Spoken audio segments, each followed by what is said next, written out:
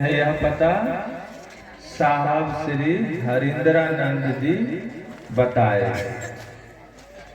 तब हम लोगों को मालूम हुआ कि शिव गुरु भी हो सकते हैं। नहीं तो क्या था मालूम, शिव तो भोला बाबा भगवान हैं, परिणाम दै छथिन, नाती पोता घर मकान दुकान बेटा फल्ला चिल्ला सब दै छथिन। भांग धतूर चढ़ाए दहो, यहाँ तक कि अइलहा हो गया तो लोग कान में कह दे जे मान ले न भट्टा बैगन अइलहा छूट जेते। सब कुछ ठीक था। जब कोई किसी को बाल बच्चा नहीं होता था, किसी को बेटा नहीं हो रहा है, किसी को बेटी की नहीं हो रहा है, तो लोग कहते थे भोला बाबा के थान जो न वहाँ पर बाबा धाम जे भी न तो वहाँ है वाला चांस है, मतलब वहाँ से हो जाए। ये सब मालूम था, लेकिन यह किन्हीं को नहीं पता था कि वह शिव गुरु के रूप में वह जाया भी करते हैं, ये गुरु के रूप में ज्ञान भी देते हैं, समझ भी देते हैं। यही मालूम नहीं, बढ़िया चीज मालूम नहीं। यह बात साहेब श्री हरिंद्रानंद बाबू जब इस धरती पर आते हैं तो बचपन काल से ही उनके मन में कुछ जानने का, सीखने का, समझने का ललक जगा, चमत्कार सीखने का ललक जगा। और इसी ललक में, इसी चाहत में कहाँ जाने लगे? गुरु की तलाश करने। कहाँ? श्मशान, कब्रिस्तान। रात रात भर रहते थे। कितना दिन लगा मालूम? कितना दिन लगा? 13-14 बरस। उस बीच में जरा सा सोचिए कि अच्छे परिवार के थे, उनके पिताजी अफसर थे, उनको कैसा लगता होगा? किसी का बाल बच्चा मूर्त घटिया में रहेगा भर रात तो बढ़िया लगेगा आपको? नहीं लगेगा। इसीलिए उनको, उनके पिताजी को भी अच्छा नहीं लगता था। इसीलिए वो बदली करा के दूसरे जिला में चले जाते शिक्षा पदाधिकारी। वहां भी उनका यही कार्यकलाप था। धीरे धीरे क्या हुआ कि पटना आरा के गांगी श्मशान में उनका मन बिल्कुल हार गया। 13-14 साल श्मशान के साधना के बावजूद 13-14 गुरु बदले उसी बीच में। और वहां पर जाकर सब गुरु से उनको क्या मिला? ठगी मिला। ठगी समझते हैं? ठग लेना, गुरुए जी ठग के भाग। ये शिष्य बन के खड़ा रहते थे, गुरुए जी भाग तब बदलते थे गुरु। और अंत में 1974 ईस्वी नवंबर का महीना था, 9 नवंबर को था।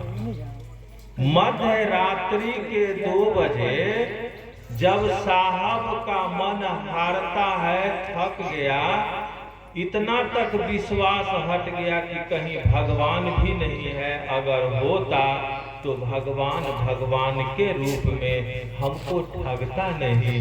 इतना दिन का समय मेरा चला गया, बर्बाद हो गया, हम तो अब कहीं के नहीं हैं। और वहां से वो वापस लौटने को सोचते हैं, तब उनके मन में एक ख्याल आता है कि गुरु भगवान होता है तो भगवान गुरु काहे नहीं हो सकता है? ख्याल आया। और साहब कहते हैं कि तब मैंने भगवान को अपना गुरु बनाया। भगवान किसको कहते हैं? शिव को कहते हैं। इसीलिए उन्होंने भगवान शिव को अपना गुरु बना लिए। कहाँ पर बनाए? पटना आरा के गांगी श्मशान में। कब माने? मध्य रात्रि के 2 बजे महीना कौन सा था? नवंबर का, साल 1974। और उस दिन उन्होंने 3 कसम खाया कि अब जब महादेव भगवान शिव को अपना गुरु माने हैं तो आज से पहले जो कुछ करते थे वो नहीं करेंगे। काहे? इसीलिए कि अब मास्टर बदल लिए तो अगला मास्टर जो पढ़ाएगा से न पढ़ेंगे। अच्छा, 5मा क्लास जो पास कर गए तो 5मा क्लास परीक्षा दे के बाद पढ़े छा। अब लबका किताब अते तब न पढ़ब बढ़िया, पुरनका किताब नहीं पढ़े छे बच्चा सब जो मुहर के विद्यार्थी। साहब कहे कि पूर्व का साधना पूजा पाठ जितना था तंत्र मतलब सब कुछ छोड़ दिए, क्या नहीं करेंगे। दूसरा कसम उन्होंने खाए कि आप आसमान से उतर के आइएगा, कहिएगा हम ही महादेव हैं, तो आपको हम गुरु नहीं मानेंगे। तीसरा कसम खाए कि आप आदमी के रूप में आइएगा, साधु के रूप में आइएगा, चुट्टा कमंडल लेकर कहेगा हम ही महादेव नहीं मानेंगे। लेकिन आप हे शिव आप मेरे गुरु हैं, आज से तो हैं, आप जो बताइएगा मंत्र भी आप बताइएगा तो कहेगा।